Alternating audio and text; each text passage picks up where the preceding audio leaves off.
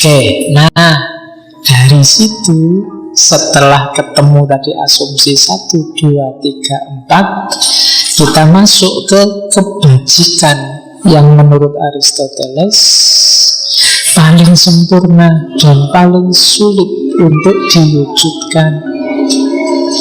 Nah ini tidak simpel, tidak sederhana. Kenapa? Karena kebajikan yang namanya keadilan itu sifatnya sosial, berhubungan dengan orang lain. Tidak bisa sendirian adil itu. Harus melibatkan orang lain. Saya adil loh Pak. Gimana di kamar? Ada berapa orang sendirian? Oh enggak. Belum. Adil itu sifatnya sosial. Jadi kenapa sifatnya sosial? Karena adil dalam moral yang namanya adil, kamu tidak mikir dirimu sendiri, tapi juga mikir orang lain. Jadi dalam keadilan itu ada di sana kebajikan namanya ketulusan. Aku kok dapat tehnya besar ya, yang lain kecil ya, kira-kira adil nggak ini? Nah itu kan mikir yang lain, nggak cuma mikir dirinya sendiri. Aku kok dikasih 2 gelas ya, yang lain kok cuma 1, adil nggak? Nah, jadi mikir yang lain, itu keadilan. Dan ini ya tidak simpel katanya Aristoteles. Kebajikan yang paling sempurna dan tidak mudah untuk diwujudkan, itu namanya keadilan. Kalau di Indonesia ditaruh di sila terakhir, keadilan sosial bagi seluruh rakyat Indonesia. Ya karena mungkin paling berat, jadi target terakhir gambarnya padi dan kapas. Saya tidak tahu kok dulu dirumuskan padi dan kapas. Oke. Nah, ketika ngomong keadilan, Aristoteles membahas karakter alamiah manusia. Jadi yang pertama, sebelum kita ngomong apakah sudah adil apa belum, kita harus ngomong setiap orang itu coba dicek kapasitasnya masing-masing. Setiap orang karakternya beda-beda loh, jangan disamakan. Misalnya ngasih minum, ya dicek dulu deh, ini orang ini punya penyakit gula apa enggak. Kalau dia punya penyakit gula, ya jangan dikasih minum dengan gula banyak. Atau kalau dikasih minum dengan gula banyak dan enggak diminum, ya jangan marah-marah. Itu sudah adil versi dia. Jadi setiap orang punya karakternya sendiri.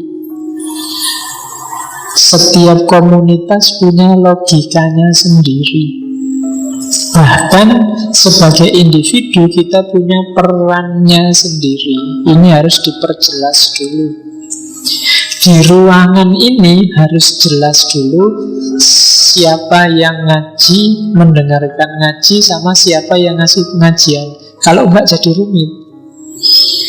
Itu posisi dan karakter namanya. Di ruangan ini harus jelas dulu siapa yang kos-kosannya dekat sama kos-kosannya jauh. Positioning dan cara menyikapinya juga beda. Gimana menyikapi yang putri-putri sama yang cowok-cowok, cara menyikapinya juga harus beda. Jadi itu namanya karakter alamiah manusia. Nah, bahkan nanti ada pendapat yang kontroversial dari Aristoteles, ya karena mungkin saya bilang anak zamannya tadi, bahwa perbudakan itu sah, boleh-boleh saja, apa salahnya? Wong rela sama rela kok. Yang diperbudak rela, yang memperbudak juga rela. Karena memang apa? Levelnya orang itu memang level budak. Kalau diangkat jadi majikan, tidak mampu dia. Bingung. Kayak di Jawa ada cerita Petruk dadi ratu, rusak negaranya. Levelnya Petruk itu pun kawan. Dia penggembira, pengawal para satria. Kalau dia diposisikan jadi raja, negaranya yang rusak. Itu namanya karakter alamiah. Kan ada orang itu bakat-bakatan. Bahkan miskin atau kaya kan kadang-kadang juga bakat. Oh iya loh. Kamu ceklah dirimu bakat kaya apa miskin apa enggak.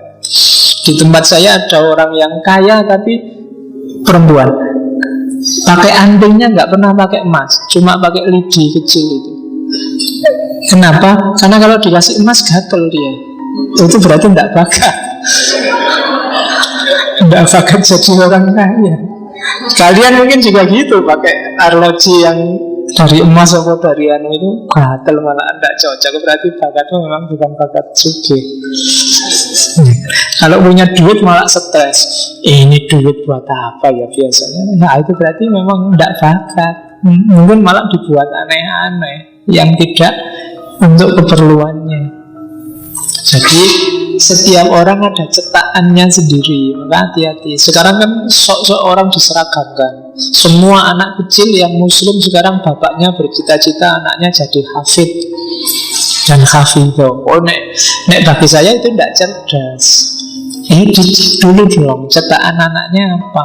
Jangan-jangan nanti jadi stres. Kalau tidak sesuai peruntukannya kan malah miss. Ada kan yang dipaksa masuk pondok, tahan di pondok, tapi sambil ngancam, awas besok kalau keluar ya, pokoknya marah balas dendam, pokoknya harus seneng-seneng sak kapoke. Oh itu juga gawat. Jadi harus dibaca dulu. Kayak ahli persilatan itu loh. Kalau nyari murid kan dicek dulu struktur tulangnya, cocok apa enggak jadi ahli pesilat. Jadi karena memang setiap orang ada takarannya sendiri. Kalau di Aristoteles yang bakatnya Buddha, mau dipaksa jadi itu tidak akan bisa. Karena ada cerita zaman Harun ar-Rasyid itu kan, orang yang saya lupa, ada seorang sufi yang punya teori ini bahwa setiap orang itu ya kalau sudah jatahnya kaya dia akan kaya, kalau miskin ya tetap miskin. Akhirnya Harun ar-Rasyid ngetes, dipanggillah orang paling miskin di kota itu. Orang ini dikasih hadiah, karena sampean tak panggil ke sini, tak kasih hadiah emas, harta benda banyak, dimasukkan di dalam semangka oleh Harun ar-Rasyid. Ini kamu tak kasih hadiah semangka, bawa aja pulang. Di tengah jalan dia mengeluh, capek-capek ketemu presiden, ketemu raja, cuma dikasih semangka kayak gini. Neng kebonku ya oke. Terus dijual semangkanya. Begitu dijual, baru yang beli, wah ternyata isinya emas. Misal orang yang miskin ini, waduh, ternyata isinya bukan emas. Ternyata isinya bukan semangka tapi emas.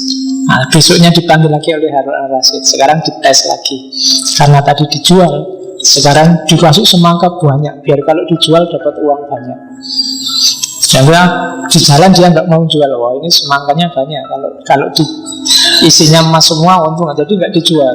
Sampai di rumah kan, karena rumahnya jauh, dia ini beberapa semangkanya sudah busuk, nggak apa-apa. Yang penting nanti isinya emas. Sampai di rumah, ya busuk semua semangkanya, dan isinya ya tetap semangka. Jadi memang kaya miskin itu sudah ada bakatnya masing-masing. Oke, dan itu kan sesuai dengan teorinya Aristoteles.